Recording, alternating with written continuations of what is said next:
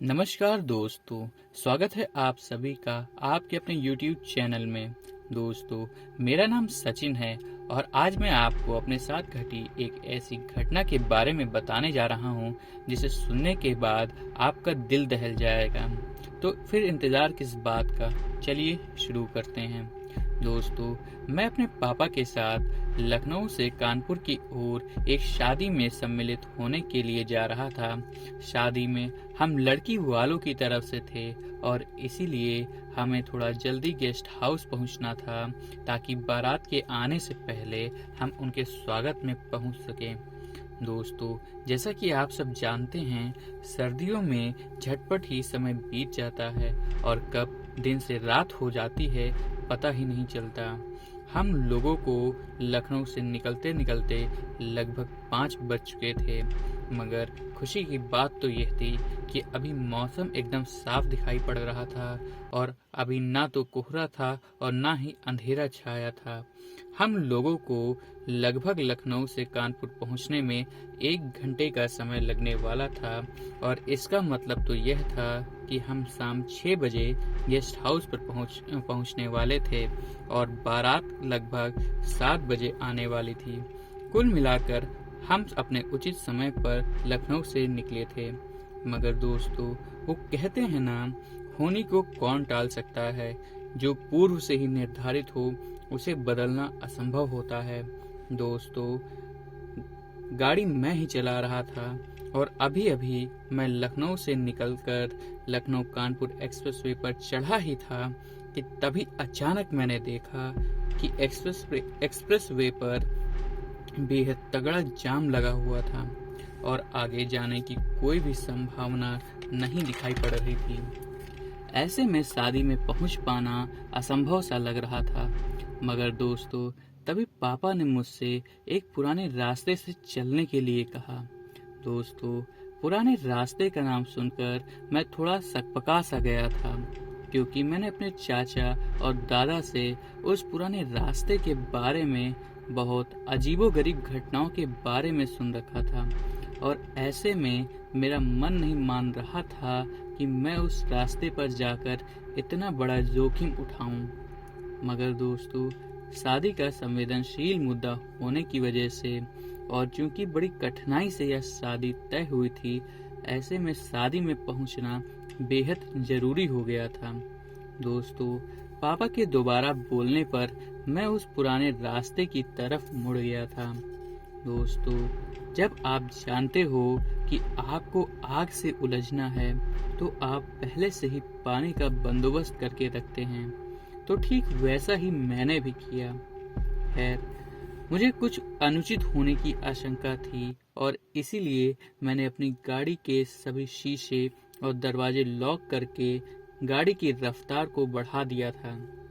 मेरा ऐसा मानना था कि अगर स्पीड में चलूंगा तो यह पुराना रास्ता जल्द ही समाप्त हो जाएगा और जिस बात का डर मेरे मन में बैठा हुआ है वह डर भी समाप्त हो जाएगा। मगर दोस्तों, जो पूर्व से ही निर्धारित हो, भला उसको कैसे बदला जा सकता है। दोस्तों, पुरानी रोड पर मुझे अभी चलते हुए 30 मिनट ही हुए थे कि तभी अचानक से पूरा अंधेरा छा गया। आसमान से कोहरा झिलमिलाने लगा और जो रास्ता एकदम साफ दिखाई पड़ रहा था वो अभी अब कोहरे में गायब होता नजर आने लगा। दोस्तों, अब न चाहते हुए भी मुझे अपनी गाड़ी की रफ्तार को धीमा करना पड़ा और अब मैं बेहद ही कम स्पीड से आगे बढ़ रहा था। दोस्तों, थोड़ी दूर चलने के बाद अचानक से मुझे गाड़ी एक तरफ भागती हुई महसूस हुई। मुझे यह समझते देर नहीं लगी कि गाड़ी का पिछला टायर पंचर हो चुका था। दोस्तों, असली समस्या तो अब शुरू होने वाली थी, जिसकी शंका मुझे पहले से ही थी। मैंने सड़क के किनारे गाड़ी रोकी और पापा की मदद से हम टायर बदल ही रहे थे कि तभी अचानक वहां एक महिला के साथ 2 बच्चे आ पहुंचे। दोस्तों, उनको देखकर ऐसा लग रहा था कि वे लोग भी कहीं किसी कार्यक्रम में ही जा रहे थे वो महिला दुल्हन जैसी सज धज कर, आंखों के नीचे बड़ा सा काजल लगाकर, चेहरे पर अजीब सी मुस्कान लेकर पिताजी से आगे तक लिफ्ट देने का निवेदन करने लगी। इससे पहले कि मैं कुछ बोल पाता, पापा ने उन्हें ले जाने के लिए हाँ बोल दिया। दोस्तों, मेरे मना करने पर भी पापा ने मेरी एक न सुनी और मुझे समझाते हुए बोले, हमें इनकी मदद कर देनी चाहिए। दोस्तों, मेरे पापा हमेशा ही भूत, प्रेत, छलावा जैसी बातों का तिरस्कार करते आए हैं और उनको इन सभी चीज़ों पर बिल्कुल भी यकीन नहीं होता है और इसीलिए वे अनजान लोगों को इस दृष्टि से नहीं देख पाते हैं। खैर दोस्तों, पता नहीं क्यों मुझे उनका हाव भाव और बात बतलाव कुछ समझ नहीं आ रहा था। मैंने जल्दी ही गाड़ी का टायर फिट किया और जल्दी से कानपुर की तरफ निकल पड़ा। मगर तभी अचानक उस महिला की एक छोटी बच्ची काफी तेज से रोने और चिल्लाने लगी। थोड़ी देर ऐसा ही चलता रहा, मगर आखिर में मैंने उस महिला से गुस्साते हुए बोला, इसको चुप कराओ, कब से खून पी रही है। उस महिला ने जवाब देते हुए बोला, बाबूजी, बहुत लंबे समय से भूखी है, इसीलिए रो रही है। आज भूख शांत हो जाएगी तो चुप हो जाएगी। दोस्तों, पता नहीं क्यों पर उसके ये शब्द मुझे बहुत चुभ रहे थे। मैंने बिना कोई जवाब दिए गाड़ी की रफ्तार बढ़ा दी और जल्द से जल्द अपनी मंजिल यानी कानपुर जाने के लिए प्रयत्न करने लगा। तभी अचानक उस महिला ने मुझसे बोला, बाबूजी, थोड़ा धीरे चलिए, अभी कोई जल्दी नहीं है। न जाने क्यों पर उसकी हर बात मेरे कानों में चुभ रही थी, पर मैं बिना पीछे मुड़े और बिना उसकी ओर देखे तेजी से गाड़ी चलाए जा रहा था। दोस्तों, तभी मेरी नज़र पापा की ओर पड़ी। मुझे उन्हें देखकर बड़ा आश्चर्य हुआ कि वो नींद में मग्न हो गए थे और जोर जोर से खर्राटे ले रहे थे। दोस्तों, मेरा दिल किसी अज्ञात भय से बैठा जा रहा था और ठंड के मौसम में भी मेरे पसीने छूटने लगे थे। दोस्तों, सबसे हैरान करने वाली बात तो यह थी कि मैं इतनी रफ्तार से चलने के बावजूद अभी सिर्फ 4 किलोमीटर ही चल पाया था, वो भी 20 मिनट में। मेरे साथ क्या हो रहा था मेरी कुछ समझ में नहीं आ रहा था और तभी अचानक मुझे बहुत तेज से पेशाब लग गई। मैं गाड़ी को रोकना नहीं चाहता था, मगर मजबूरन मुझे गाड़ी को रोकना पड़ा। दोस्तों, मैं जैसे ही बाथरूम करके गाड़ी की ओर बढ़ा, मैंने जो देखा उसे देखकर मैं दंग रह गया। जी हाँ दोस्तों, यह वही जगह थी जहां हमारी गाड़ी पंचर हुई थी और जहां से हमने उस महिला को अपनी गाड़ी में बैठाया था। दोस्तों, यह देखते ही मेरे हाथ पैर कांपने लगे थे। मैं खुद से बोल रहा था कि भला ऐसा कैसे संभव था कि लगभग 25 मिनट तक गाड़ी चलाने के बाद हम दोबारा उसी स्थान पर आ पहुंचे थे।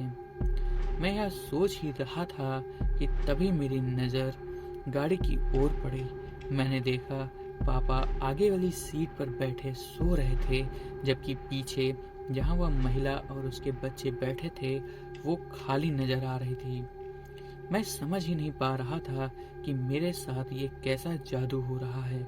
मैं तुरंत भागते हुए गाड़ी में बैठा और जैसे ही मैं गाड़ी में बैठा, अचानक मेरे पीछे से आवाज आई, बाबूजी, थोड़ा जल्दी चलिए, बच्चे भूखे हैं।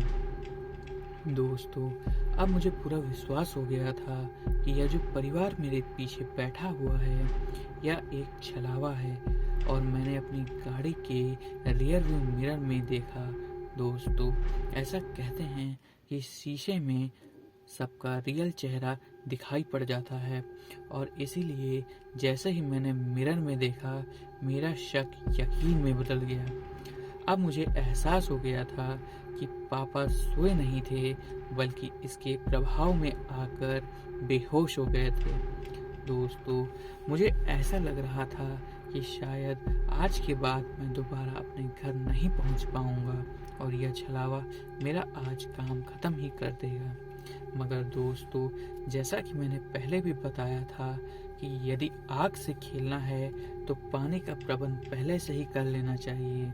दोस्तों, मेरे चाचा और दादा ने मुझे इस रोड पर होने वाली असामान्य घटनाओं के बारे में पहले से ही सब बता रखा था और यह भी बताया था कि यदि कभी ऐसे छलावे से मुकाबला हो भी जाए तो अपने पास एक लोहे की रॉड रखे रहना चाहिए और उस रॉड से उस पर जोर से प्रहार करना चाहिए। दोस्तों, दादा के बताए उस नुस्खे ने उस रात हमारी जान बचाई और हमें सकुशल घर पहुंचाया। दोस्तों, इसलिए कहते हैं हम कहाँ और किस रास्ते से जा रहे हैं, हमें उसके बारे में पहले से ही पता कर लेना चाहिए। दोस्तों, आज के लिए बस इतना ही। आपको हमारी यह कहानी कैसी लगी हमें कमेंट सेक्शन में ज़रूर बताइएगा। साथ ही हमारे चैनल को सब्सक्राइब कर लें और बेल आइकन को भी प्रेस कर लें। मिलते हैं आपसे एक और वीडियो के साथ, तब तक ध्यान रखें।